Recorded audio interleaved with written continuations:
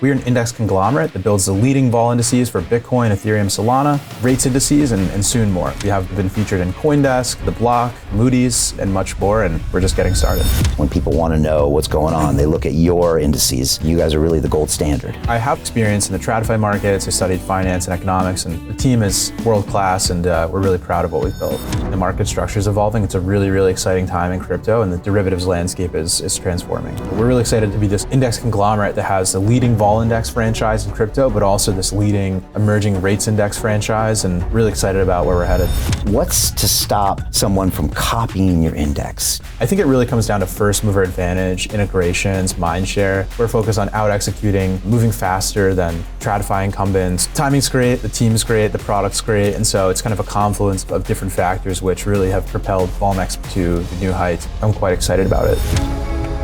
What does Volmex look like in 5 years? We could look like a mini version of MSCI, a $42 billion public company. From a product point of view, we should be widely adopted by all of the financial media, covering the vol indices, covering the rates indices, all of the exchanges across every different product wrapper. We have a very big vision.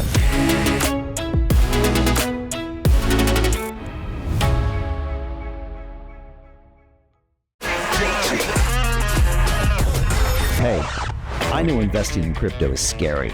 It takes a real leap of faith because there are so many scams, rug pulls, and bad actors out there. It's a dangerous business, which is why 95% of people lose all their money. Well, that's why I created the London Real Investment Club, so you can access the hottest deals on the planet and use the crypto bull market to create the generational wealth that you deserve. Join my team of over 100 people from around the world that are making millions of dollars behind the scenes investing in blockchain, AI, Web3 games, DeFi, Bitcoin, and more. Don't miss out. Click the link below to book a call with one of my team now. But hurry, this bull market will end soon. I know investing in crypto can be scary. That's why you gotta join the investment club. Pull the trigger. Let's do this.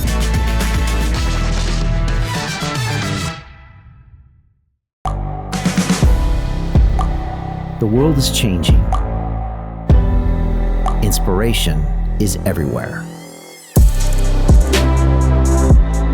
It has never been so easy to connect, share, and bring people together.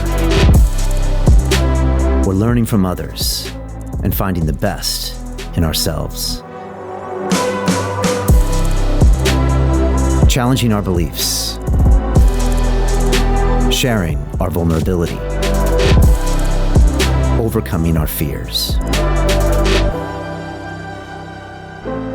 Transforming ourselves so we can transform the world. How far can we go?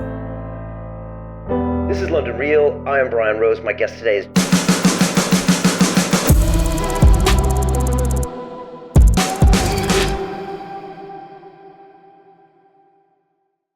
This is London Real. I am Brian Rose. My guest today is Cole Kennelly, the entrepreneur, Web3 expert, and crypto finance pioneer. You are the founder and CEO of Volmex, the leading platform for analyzing and trading crypto market volatility, and the team behind the first volatility indices for both Bitcoin and Ethereum. You believe that volatility is the lifeblood of trading, not something to fear, but a force to harness and understand. You said that in traditional markets, volatility is an entire asset class, yet in crypto, it remains largely untapped. Volmex aims to change all that by giving individuals and institutions the tools to analyze, hedge, and trade volatility with the same sophistication as that in legacy finance. Ultimately, you believe that as crypto matures into a global financial layer, volatility products won't just be useful, they'll be essential. With Volmex, you're building the infrastructure to navigate and unlock a new frontier in digital asset markets. Cole, welcome to London Real in Dubai. Thanks for having me, Brian. Great to be here. Great to have you. I want to start by saying that Volmex is one of our portfolio companies here at London Real Ventures, the world's first media-powered investment firm, where our mission is to transform the world by investing in cutting-edge Web3 and AI companies while giving our partners marketing exposure across the London Real media platforms and academies. We heighten awareness, create customers, and build communities by leveraging our global audience and extensive network. Cole, super excited to be part of this journey with you. So let's jump in. What is Volmex? Again, really great to be here. Thanks for having me. So Volmex is Volmex Labs is a company which builds the first Bitcoin, Ethereum, Solana implied volatility indices. In the US equity market, the VIX index is a ubiquitous financial media indicator that tracks fear in the US equity markets. We've built a very similar index for the crypto market that tracks fear in the crypto markets for Bitcoin, Ethereum, Solana. We have the first tradable perpetual future product on this index in collaboration with Bitfinex, which is a sister company of Tether. And we have other indices in our wheelhouse, including the Volmex Prime Rate Index family, which track DeFi lending rates, funding rates, and a mix of both. And so we're an index conglomerate that builds the leading vol indices for Bitcoin, Ethereum, Solana, rates indices, and soon more. Our indices have been featured in CoinDesk, The Block, Moody's, and much more, and we're just getting started. And if I go onto like CoinMarketCap right now, which is probably one of the most popular sites for tracking prices, and I drill in, boom, your indices are there. I mean, these are like industry standard. When people want to know what's going on, they look at your indices. And it's not simple to create an index. You know, it's something that you really have that proprietary technology to create that and maintain it. And you guys are really the gold standard. Absolutely. If you go to TradingView and you search for Bitcoin implied, Ethereum implied, Solana implied, we're the top result. So that's based on keyword searches. And so we're really proud of that. That's been a major partnership for us to get on TradingView a couple of years back and really build, this standard, as you say, for Bitcoin vol, Ethereum vol indices. If you go to CoinMarketCap, we have a whole section in the mobile app that features Volmex. We're integrated in their Fear and Greed Index. We're one of the 5 components of that, and the other, social media and other things they use. And then we also are featured in the CoinMarketCap web app. And so there's a whole section on Volmex, and you can see the Fear and Greed as well there. And so, we have a bunch of integrations in the pipeline. We'd like to be on Bloomberg and things like Refinitiv, and really exciting progress we've built, progress we've made, and we have built a really solid foundation that's kind of at this inflection point where we're really about to cross the chasm and kind of further materialize this volatility index and rates index standard that we've built. You mentioned Bloomberg. You're also based in New York City, and we're also at a time where obviously BlackRock's doing massive volumes of the futures. They're also putting things on chain with RWAs and securities. And you have experience in that traditional financial markets, and now you're talking about bringing these volatility indices off of like a CoinMarketCap and into a Bloomberg. I mean, this is a pretty exciting time, and it seems like you're the guy to do it because you're not just a Web3 guy. Yeah, so I've been following the options market my entire life. My dad actually works at a US equity options exchange, and I spent about 30 years working at a couple different US equity options exchanges. And so my entire life followed vol products, options. I've been working in crypto startups for about 6 years, and so I was a second employee, first business hire at a staking company that's now part of Kraken. And so, I have experience in the TradFi markets. I studied finance and economics, and as mentioned, my dad works in the US equity industry, as well as, crypto startups. And so our team comes from a number of other companies, including IMC Trading, which is one of the biggest and fastest option market making firms in the US equity market. My colleague, KG, is a PhD. We have a number of other colleagues who've worked at companies like Lyra, Derive, Consensus, and others. And so the team is world class, and we're really proud of what we've built. Do you ever look back and say, wow, this timing seems, uncannily perfect? Because right as now the crypto market's getting big, it's also being adopted by TradFi, and you guys are right there. Timing's great, the team's great, the product's great, and so it's kind of a confluence of different factors which really have propelled, BVIV and the Volmex indices to, continued new heights. And so we're really excited about what we've built, and definitely. I think as you said, the BlackRock ETF options have been very prolific in the last couple of months. They're actually about 55% of Deribit, the largest offshore options exchange. And so the market's evolving, the market structure's evolving. It's a really, really exciting time in crypto, and the derivatives landscape is transforming. Let's talk about volatility indexes and implied volatility. That's something a lot of people don't understand, but it's such an important marker in traditional financial markets and on Wall Street. And I was wondering, how do you try to explain to people what implied volatility is? Because, like you said, it really kind of tracks the fear in the market, which is something everybody wants to know. And it's something that is, in crypto, there's a lot of fear and a lot of greed. So how do you start having that conversation to explain to people what it is and why they need to be watching it? So the BVIV index, and we have a number of other indices around the BVIV index, the entire term structure, but the core BVIV index is a 30-day implied volatility index. very analogous to the VIX index in the U.S. equity market. And so, BVIV basically uses order book options data to price this, 30-day implied vol index. It's looking out 30 days and giving you an expectation of how volatile the market is going to be over the next 30 days. And so the BVIV index is effectively how much the market is going to move. You can get the implied, standard deviation move from this implied move over the next day or 7 days or 30 days from our different indices. And so basically, when the market is very fearful, the BVIV index tends to always spike. So it's a very good tool for diversification and hedging the products that are linked to it. Also a very powerful indicator, that's tracked on TradingView, CoinMarketCap, and the block and others. And so really it's this look into the future of the crypto market, the future price movements and expected volatility. And so the VIX index has earned its nickname, the fear index in the U.S. equity market. The BVIV index has a very similar property. Although crypto vol is a little bit different, when the market is also bullish, it can also see positive spot vol correlation. So very negatively correlated in times of fear, but also potentially positively correlated in times of greed. And so crypto market's moving around a lot, or the market is expected to move around a lot, the BVIV index tends to increase. Interesting. And number-wise, what's the kind of range that it's usually in, the BVIV? Is it kind of like, I guess, is it floored at 0? Does it go up to like 120? And how does that compare with, say, an equity index, volatility-wise? Yeah, so BVIV's currently about 50. It actually made a low from the last, since July of 2024 is a recent low. But, in the recent market movements where, a couple months back, the market saw some bearish price action, BVIV, spiked to 80 or so. And so I believe in the FTX crash was around the time we first started publishing this new methodology, it spiked to, I think, 120 or so. And so in times of fear, you might see it, above 80 or even 100. And then, it has a very persistent mean reversion tendency, right? So when the market is calming down after these big moves, you can see it come back to sort of some long-term, medium-term, short-term mean. And so it is a very great indicator for understanding, expected vol in the market. But it's, you can think it's, unless crypto market blows up and goes to zero and just disappears entirely, it can never really go to zero. It's kind of always going to mean revert to some sort of mean. And so it's a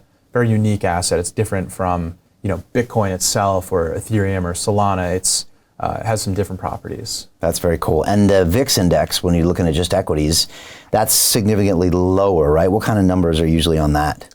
So the VIX, is typically around, it seems to be 15, 20, in times of, macro uncertainty with tariff uncertainty, things like that. It's gotten up to, 25, 30, even 50 in the last, last month or so, which is, one of the biggest moves in the VIX history. And so you can think of the crypto market as, juxtaposing BVIV and VIX is substantially more volatile, right? So BVIV's at 50, 60, 70, VIX is at 20. You can say it's, multiples more volatile. And we also have the EVIV index, which is the Ethereum 30-day implied vol index.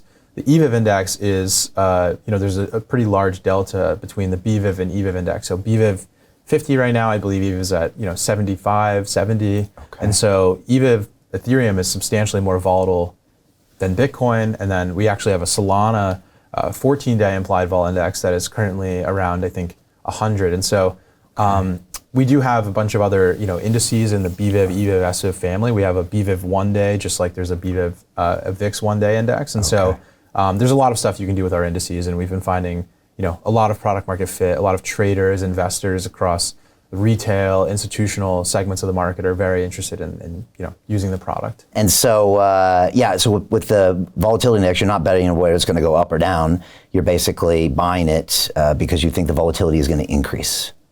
Yes, I mean, if you're using the derivatives that are linked to BVIV, you think that there's going to be a big move in the market. Maybe you think that the market's uncertain with tariff uncertainty, something like this. BVIV might go from 50 to 80.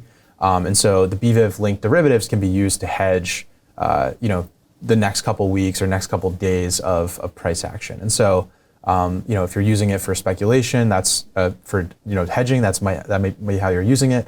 You can also use it in a speculative way with various strategies. If it sees a big move up, there's going to be some sort of mean reversion. You could, play the mean reversion, maybe it goes back to the 50 after the 80 move. And so it's a very versatile product. It can be used as an indicator. It can be used for diversifying and hedging. It can also be used for speculation and various strategies. And so very unique product with very unique tendencies that are not found in normal spot crypto assets. I think your last point is really important for people to understand because I started on Wall Street in 1993 and I was trading a fixed income book, a derivatives book. It was a swap book. And all I looked at all day was government bonds, yields, and these LIBOR curve yields. But we would watch the VIX, which was wild because the VIX was telling about the volatility of the stock market, which had nothing really to do with what we were doing, but we always kept our eye on it because it was always telling us kind of what the global market was doing and how that ultimately might affect even fixed income. And so it's really an incredible metric. It's a unique metric because we really didn't have options priced on exchanges and probably until the late 70s, 80s, and then implied volatility. It's a fairly newish concept, I would say, in financial markets, but really, really powerful. And like you said, it does so many different things. I actually didn't know it was part of the Fear and Greed Index.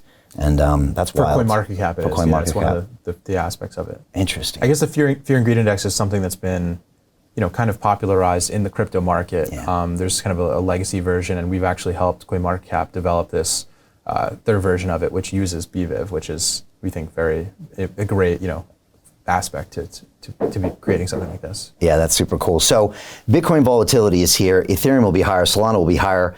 Do you have plans to introduce other crypto volatility indices, or I guess you probably need them in the biggest, deepest markets for that to make sense? Yeah, so we would love to have vol indices on the leading crypto assets, things like AVAX, things like Ripple. Yeah. One prerequisite is we need crypto options, deep and liquid markets. So things like Deribit, OKX, exchanges like Deribit, OKX are integrated in the BVIV index, methodology. And so as these exchanges like Deribit, OKX support more, pairs and options markets, we will definitely look to integrating these type of things. Okay, that's fantastic.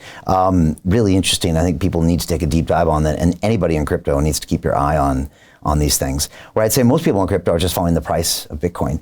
And it's interesting, you say, Cole, is that I watch Bitcoin and Ethereum prices all the time, but I would not have guessed that Ethereum was 30 points higher on the vol index. Because as a human brain, you can't really look at vol. It's hard to really understand vol. I can tell you what the price of Bitcoin is. I can tell you if it seems like it's moving, but I can't kind of inherently tell you that vol is more or less. It's intuitive, right? Because ETH is a smaller asset, regardless of the technology. It's a smaller asset. It takes less amount of money to move it around, and so it makes sense that the delta there's actually a bit of a spread between EVIV, the Ethereum 30-day vol, and BVIV, Bitcoin 30-day vol. Actually, when the Bitcoin ETF approvals were going on, that spread narrowed, and actually Bitcoin vol flipped Ethereum vol. And so there's been some market microstructure things to pay attention to regarding this spread, but it's interesting. Typically, it makes sense that the EVIV actually is a bit above BVIV, and SVIV, Solana implied vol above EVIV. So, What's it like when you go out, starting to talk to financial institutions like the Goldman Sachs of the world or the S&P 500s of the world, and you start to explain kind of what you're doing in crypto? Is it, in some ways, Cole, is it easier talking to them because they have a history of understanding that volatility is important in markets? Or are they also so new to the Web3 space that you have to kind of educate them? I think with the introduction of things like the IBIT options and the new admin in the U.S. that's pretty favorable to crypto, the tone has kind of changed with big financial institutions. They're all trying to figure out what can be their big crypto products if they don't already have them, and so it feels like there's a very strong reception to just crypto in general, but also what we're doing at Volmex. On the other hand, anyone who's heard of the VIX index and has heard of Bitcoin should understand what we're doing at Volmex, right? We have other indices, but in terms of BVIV, it makes sense to them if they have heard of this concept of implied volatility, expected volatility, as well as the Bitcoin price, and then go to some of our tradable products like the Bitfinex BVIV perp. If you've heard of Binance and OKX and Bybit, this concept of a Bitcoin vol index perp is very intuitive as well. And so we find that, TradFi firms or, traditional finance in the US and broadly are very receptive to what we're doing in Volmex, but also retail and pro-tail traders. And so it's a very versatile product in terms of the users that it serves, traders, investors across retail, institutional, pro-tail segments. How do you get out of a rat race? How do you create wealth not only for yourself, but also for the generations to come after? I am absolutely amazed with the quality of companies that we're getting exposure to. We go on to Zoom calls with the innovators and the folks who are building new applications in metaverse, blockchain, artificial intelligence, decentralized finance. What's going on, everybody? Thumbs up if you can see me. We are focusing on early stage investment. And the quality of people that we're getting exposure to, whether it be Dan Tapiero with 1RT, Jason Ma from Open, Yatsu from Animoca. It's been a phenomenal experience thus far. It has far exceeded my expectations. We are focusing on cutting edge technologies. I view it now as the best investment I've ever made. The upside I view is unlimited. And as a retail investor, I would never get this exposure anywhere else outside of Investment Club. See you in the Investment Club.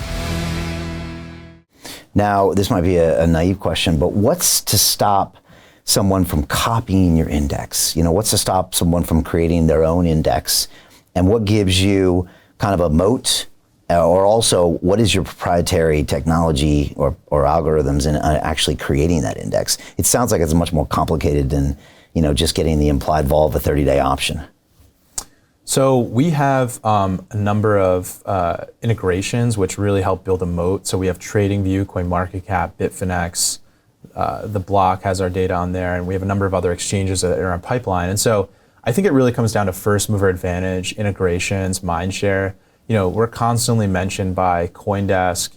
In the last month or month and a half, we've been featured in CoinDesk 2 or 3 times organically. We're just in the block yesterday, all organic. We don't work with any PR firms. Fundstrat, which is Tom Lee's firm that started covering Bitcoin on CNBC at 5,000, recently published a letter, an email about BVIV and made a video.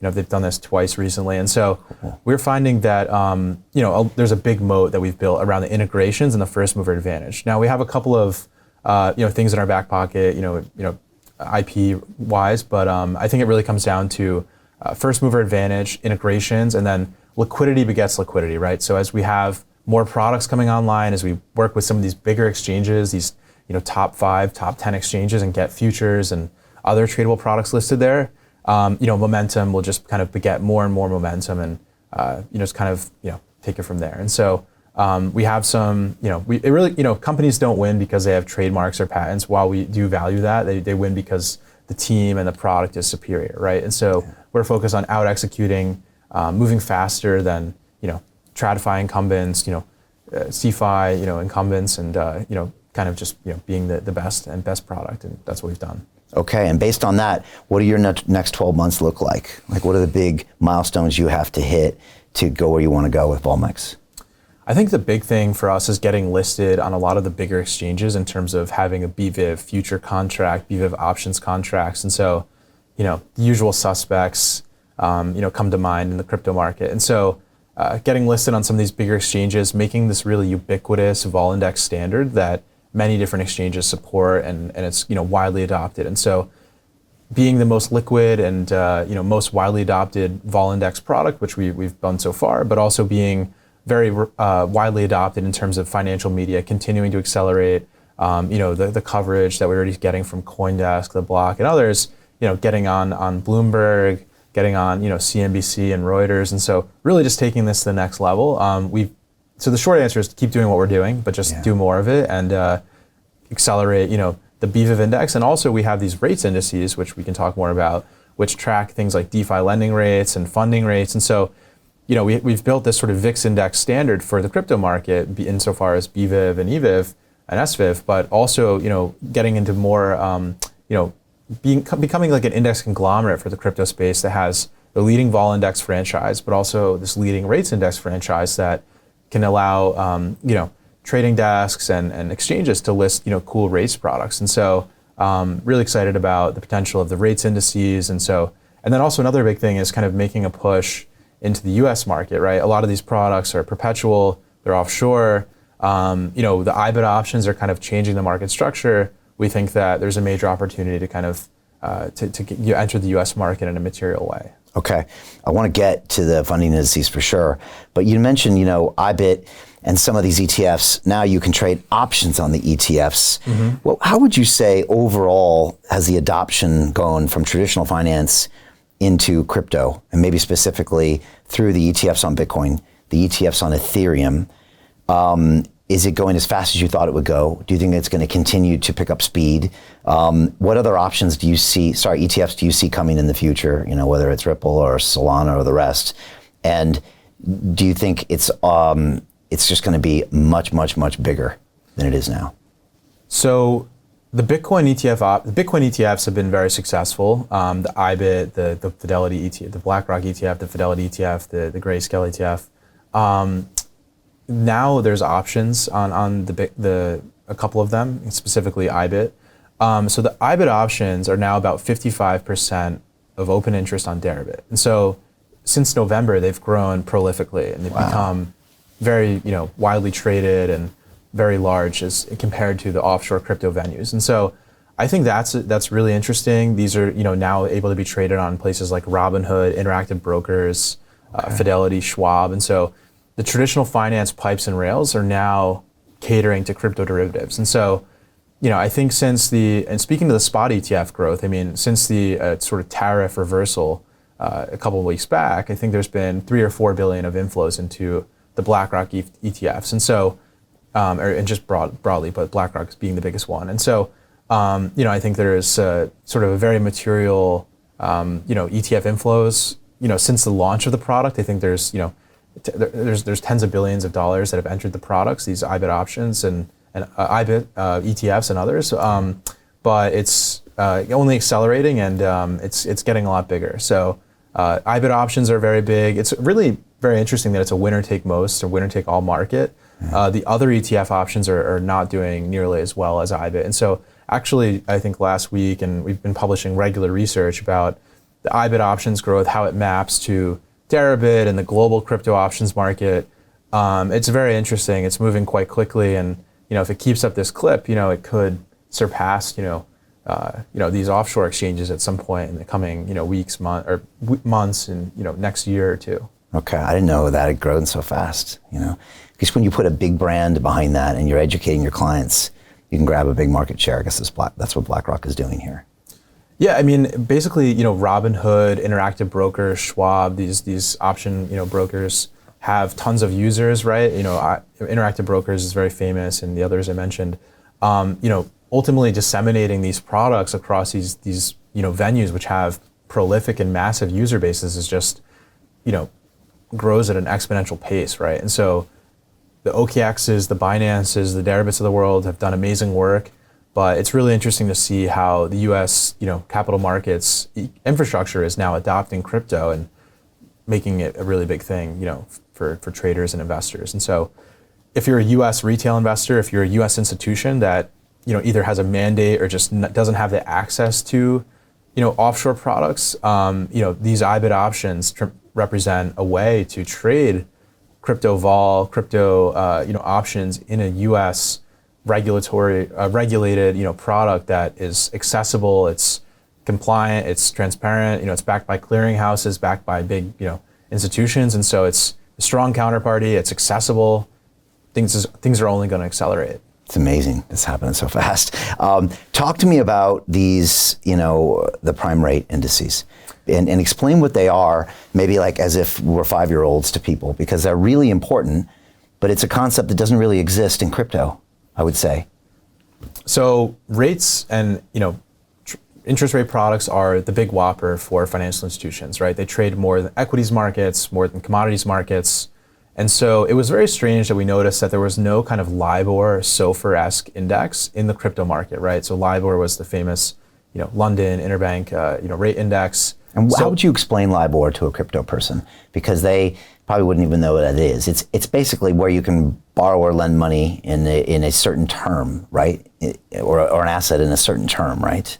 Basically a benchmark for lending. And so you can price credit against LIBOR and say, okay, Brian is is a strong counterparty, I'm going to lend to him at LIBOR plus 5. And now after there was a problem with LIBOR, there's a new index, the SOFR, which is SOFR index, which has become sort of the new standard. And so, they'll say, I'll lend to Brian at SOFR plus 5 or SOFR plus 2. And so it's a base rate, and then that plus 5 indicates my kind of credit risk on top of that. But it gives you this base lending rate that's very normal in finance, but kind of doesn't exist in crypto because crypto is born of assets and kind of asset prices. Yeah, so we've built the VIX index standard for Bitcoin. We realized we had this massive distribution insofar as we're on TradingView, CoinMarketCap. We talked to some users about, just in casual conversations last year, and they were like, hey, I'm pricing credit for my users and I'm basing it on SOFR. And they were like, this is a big trading desk. And they were like, well, SOFR is actually not a crypto thing, so this is a little bit clunky. And they're like, well, we could probably solve that with a product we build. And so we set out to build the Volmex prime rate indices, which are a family of 6 indices right now. We're actually, some alpha. We're going to launch the Solana, a couple of Solana indices for a VPR soon. And basically the Volmex prime rate indices track the cost cost of capital in the crypto market. And so the core of these is the Volmex Bitcoin DeFi lending rate index, which basically tracks the cost to borrow stablecoins on DeFi venues versus the cost of lending. And so it's basically the cost to borrow stables against your Bitcoin. And so, it's a really good benchmark index for like an OTC lending desk to say, okay, I'm going to lend against the BDLR plus 3 to Brian.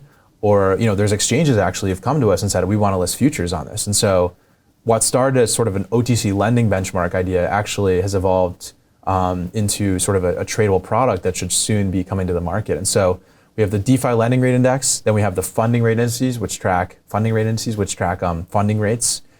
CeFi space across OKX and Deribit and soon more. And so, and then we have a third index called the Volmex prime rate index, which kind of weights these two former DeFi lending rate and the funding rate index at 50%. And so we have DeFi lending rate index, funding rate index, and Volmex prime rate index, which are all these interest rate rates benchmarks for the crypto space, which are truly unprecedented. Yeah, that's very interesting. What would those look like? Like if I went in to look at, say, LIBOR rates and looked at those compared to, say, a BTC funding rate, what kind of numbers would those look like? What would that feel like? Are they significantly lower or higher? And maybe I'll ask why, or what does that imply about the market?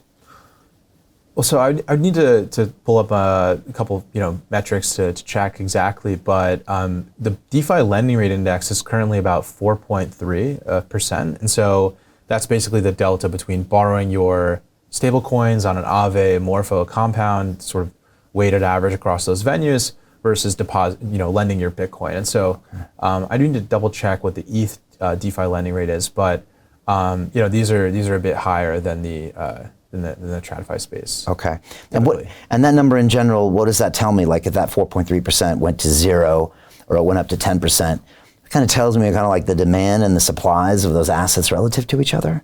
It kind of shows you the cost to borrow stablecoins in crypto. And so in previous bull cycles, you've noticed that when the market gets very bullish, there's a very strong demand for leverage. And so effectively this rate could increase when the market is highly levered. And so it's kind of the cost to borrow, the cost of capital in the ecosystem. And so it's a very good proxy for how much demand there is for leverage. And so we've actually just started publishing these in production a couple months back. And so there'll be, we can run some back tests, and there'll be also just more historical data building up. But generally these give you sort of a benchmark of where the market's at in terms of, how, much demand there is for leverage in the system. And so as there's more and more track record, I think this will be, we can obviously, backfill and backtest data and stuff, but historical calculation. But I think this will be a very powerful metric for traders, investors that want to understand the cost to borrow stable coins relative to what it was 3 months ago, and pricing, locking in sort of fixed rate, structures. And I think it's a very powerful precedent, a very powerful primitive. Yeah, it's fascinating. Do you think one day, Cole, it might be part of the fear and greed index because it tells us kind of so much about what people are thinking might come? It's an interesting question. We developed, the BVIV index, and it was integrated into the fear and greed index before these DeFi lending rate indexes and the Volmex prime rate family was live. But Would be interesting to explore that. I think that's a good idea. I haven't thought about that actually. And again, a lot of us remember like back in 21, when DeFi was big, you could lend out your stable coins for 8%. And it was the line at the party when you were going to ask people about crypto, like how much money do you get in your savings account? I get like, at that time it was like 1% or 2%. And well, guess what? With crypto, you can get 8. And that would get people's attention and be like, okay, what's going on here? Now that kind of collapsed when the crypto collapsed. But maybe that gives people a kind of an interesting example of why your index is really important. And it's something that it's really hard to track. Like, I know a lot of traders in crypto and a lot of whales and influencers, and not once have they come to me and said, Brian, did you see the lending rates on stables is going up or down? Like, they're just not using that, but they really could use it. So they're on TradingView now. You can search BDLR, BVPR, BFR on TradingView.com, which has tens of millions of users, and add them to your watch list. And so, Amazing. We're finding a lot of people are interested in this. They should be on some more platforms soon. And as mentioned, they should be tradable at some point. And so, the CME has a very active SOFR market, right? You can trade futures on the SOFR index, which is the TradFi's equivalent of this type of product. The NYSE also has a very active SOFR market, or ICE. And so we think there's going to be an entire complex of rates products built around the Volmex prime rate index family, the BDLR and the other indices. And this is a very powerful idea and could be a massive franchise for Volmex. I think it will be. When I got to that swap book at Bankers Trust in 93, I was trading Chicago Mercantile Exchange futures on LIBOR. And they had evolved from a 3-month LIBOR contract to 1, 3 months forward, 6 months, 9 months, and then out to 10 years. And we used to trade these individual 40 different, futures contracts, and it created this whole yield curve of borrowing and lending rates, based on LIBOR.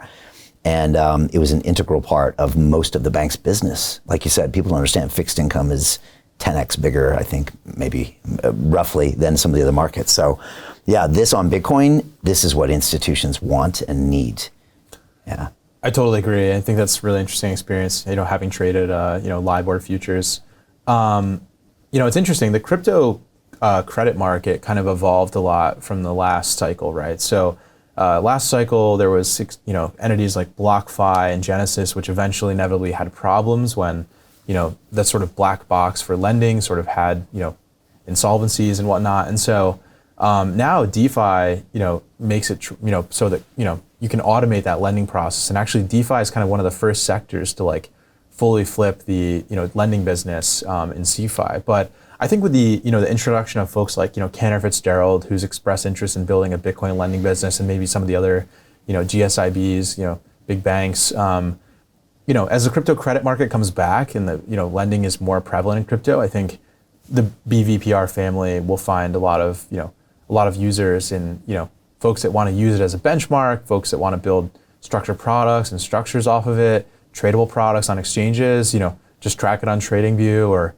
hopefully soon Bloomberg and others. And so, I think it's a really powerful idea. And, so we're really excited to be this kind of, index conglomerate that has a leading vol index franchise in crypto, but also this leading emerging rates index franchise, and really excited about where we're headed.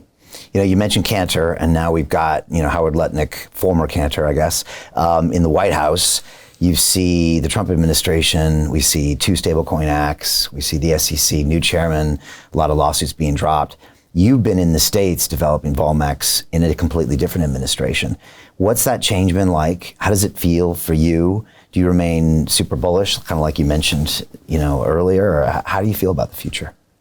So I really believe in crypto long term, and always have been, very bullish on crypto. So I'll caveat that, I'm a true believer in what this tech can offer for the world, and the products that are, built with crypto. But there's been a very visible sentiment shift, I think, in the US with the new administration. Now the Bitcoin price is slightly lower than it was, in January 20th. But I think that, the Biden administration was very hostile towards crypto. And obviously the Trump administration is not perfect and is still just getting started, but is a lot more favorable to crypto entrepreneurs. Now, that's not, other industries might feel like the tariffs might, have negative, externalities on their business, and that might be very true. And, I feel bad about that, and we'll see what happens and how it plays out in the long term. I think it's too early to tell or too early to feel bad about it. But I think it's been positive for crypto. Crypto was in, I was just talking to my colleague earlier about this. In the last administration, there was basically a lawfare against, the crypto companies. Coinbase, one of the best actors that invests the most in compliance. And Peter Thiel took $500,000 and turned it into $1 billion using the exact same techniques we're using inside the investment club. He met a CEO, his name was Zuckerberg. He pitched him the deal and he said, okay, I'll give you $500,000. Mark went public and sold the shares to people like you. Well, what happened to Peter? Well, he exited and got a 2,300x return. The wealthy invest in early stage companies, folks. The public markets are for suckers. It's a rigged game. By the way, this happens in crypto as well. It's called pre-sale tokens. This is Solana. Does anybody know this chain? They sold pre-sale tokens for 4 cents. And you can see the date on there, April 5th, 2018. Look at Solana today, folks. That thing's up over 1,000x. The media and Wall Street and all these hype people get you to buy the top. Meanwhile, they put their clients in at the bottom and they use you for liquidity to make their clients rich. You can play this same game. You just have to have the financial education and the deal flow. That's it. Is regulated, a public company. They had various lawsuits, Kraken, Robinhood, Solana, Gemini, all these different crypto actors, crypto companies that are above board had, investigations, lawsuits, Uniswap, the list goes on. And so the Biden administration, just full stop, was extremely adversarial to crypto. And I think regardless of, Trump, what's going on so far with, tariffs and some uncertainties and whatnot, it's a very visible, positive development for crypto. And I'm quite excited about it. So I think the next couple of years should be quite fruitful for crypto. And, I hope that there's no more sort of adversarial administrations. Yeah, me too. It's been just amazing to watch. And I think one day we'll tell our grandkids about what it was like to live in an administration that was just really not very helpful and antagonistic versus this administration with so many players in that White House that own the asset, believe in the asset, and are building on the asset. Not to mention, World Liberty Financial that the Trump family kind of runs are super active in it. Not to mention the meme coins. I mean, they're all in on this. And I think we're going to see tons of progress, on the back of that. Talk to me about a token. Does Volmex need your own token? And if so, how does that help the company? How do you think about that? Because it's a really important decision for a company to make, because a lot of companies can be made, make or be a break based on the token and the execution. So we have a real tangible business. We haven't announced or, any official plans for a token, but we will always be very careful about balancing a potential token with the core business, right? Because while a token can supercharge your brand, it's also, in a lot of cases for crypto companies, just purely a liability. And so we think that, launching a token could supercharge the brand in the way that the Binance brand has been supercharged by the BNB token. But also for every BNB, there's a graveyard of 1,000 other, projects and tokens that, had a bad outcome. And so for now, we're just focused on growing, the integrations, getting listed on some of the bigger exchanges. And I think that I am a true believer, as mentioned in, the last question, last point, in crypto. I think that, crypto economics can really, and the technology can, it's very powerful. It can align, users, supercharge brands. And so I think that it could be a good conduit for this next, continued phase of growth, but we need to be very careful about the execution, and we have a lot to lose, right? We've been working on this for about 4 years. We've built a tremendous brand up, and so we'd rather just not launch a token than do a token badly. And so it's something maybe we share more on later. Isn't it interesting how a token can be a real liability? And 4 years ago in the last cycle, we would probably be shocked for someone to tell you that, because we would see, the Uniswaps and the Aves, and it was just all value add. But now you see a bad token launch bring down sometimes a great business with cash flow. And so, but a poor token launch can make it to where no one wants to touch it, Yeah, it's really interesting. I think the playbook's still being written. I think you'll see a lot of, in the next 2, 5, 10 years, we'll see real businesses that launch tokens, and there's kind of a playbook to, use the token in a compliant way to grow the business, but also align the users. And there's some sort of, equity token structure.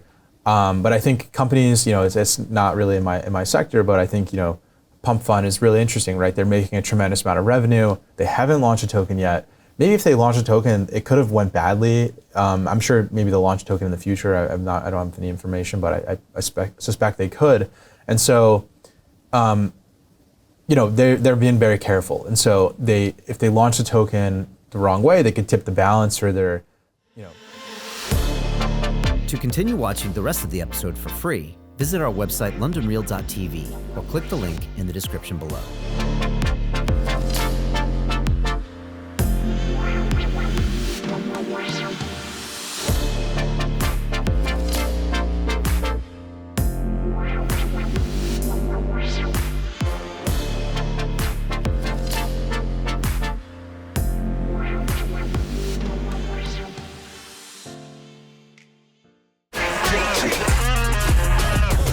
Hey, I know investing in crypto is scary. It takes a real leap of faith because there are so many scams, rug pulls, and bad actors out there. It's a dangerous business, which is why 95% of people lose all their money. Well, that's why I created the London Real Investment Club, so you can access the hottest deals on the planet and use the crypto bull market to create the generational wealth that you deserve. Join my team of over 100 people from around the world that are making millions of dollars behind the scenes investing in blockchain, AI, Web3 games, DeFi, Bitcoin, and more. Don't miss out. Click the link below to book a call with one of my team now. But hurry, this bull market will end soon. I know investing crypto can be scary. That's why you gotta join the investment club. Pull the trigger. Let's do this.